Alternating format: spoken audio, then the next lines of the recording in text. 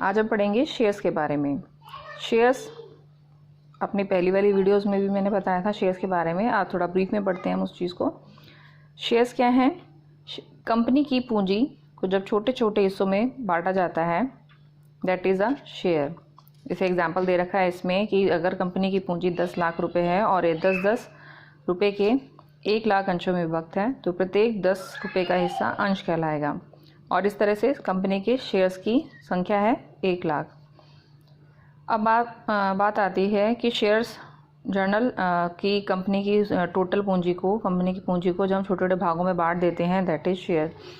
अब होती है शेयर्स कितने टाइप्स के हो सकते हैं? The shares are 2 types. First one is preference shares and second one is equity shares.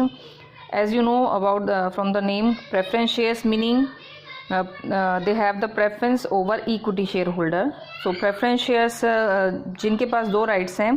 First one is कि उनको फिक्स्ड रेट से डिविडेंड प्राप्त करने का अधिकार रहेगा, और ये जो लाभांश है, जो डिविडेंड है, वो समता अंशधारियों से पहले मिलता है। और सेकंड है जब कंपनी का एंड होगा, जब कंपनी की समाप्ति होगी, तब भी इन्हें इक्विटी शेयर होल्डर से पहले अपनी जो टोटल कैपिटल उन्होंने इन्वेस्ट कर रखी है, यानी कि पूंजी जो उन्होंने लगा रखी है, वापस पाने का भी अधिकार होगा। इसके अलावा भी इनके कुछ और अधिकार हो सकते हैं, जैसे कि उनको एक निश्चित दर से लाभांश चुकाने के बाद जो सरप्लसेस होते हैं कंपनी के प्रॉफिट्स, उसमें से भी भाग लेने का अधिकार होगा, और रिडेम्पशन के टाइम पे भी प्रीमियम पाने का अधिकार होगा। That is preference share holder. तो इससे देखकर तो ऐसा लगता है कि इसमें सबसे ज़्यादा फ़ायदा है। अगर हम किसी कंपनी में शेयर्स खरीदना चाह रहे हैं तो हम प्रेफरेंस शेयर होल्डर बनना ही प्रेफर करेंगे rather than equity share holder. Equity share holder उन शेयर होल्डर को कहा जाता है जिन पर लाभांश का भुगतान तभी किया जाता है जबकि पूर्वाधिकार अंशों को एक निश्चित दर से लाभांश देने के बाद भी लाभ बच जाए।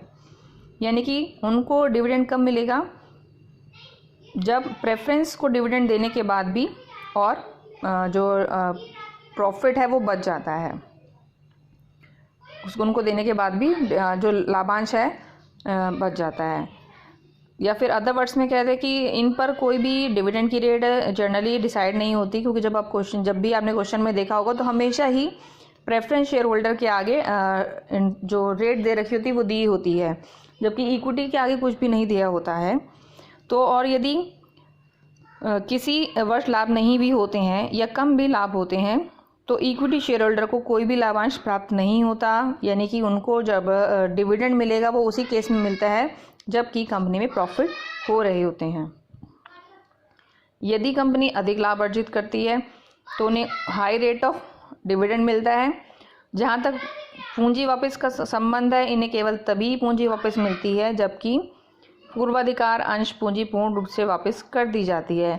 यानी कि सारा का सारा प्रेफरेंस शेयर होल्डर को देने के बाद जो भी बचता है वो ही इक्विटी शेयर होल्डर में डिस्ट्रीब्यूट होता है। बस इनका सबसे बड़ा प्लस पॉइंट क्या रहता है? Equity share holder they are the actual owner of the company, and the second one is कि इक्विटी शेयर होल्डर को कंपनी की सभा में वोट डालने का अधिकार होता है और कंपनी के कार्य को नियंत्रित भी करती है। यानी कि वोट डालने का राइट इक्विटी के पास है, ना कि प्रेफरेंस शेयर होल्डर के पास में।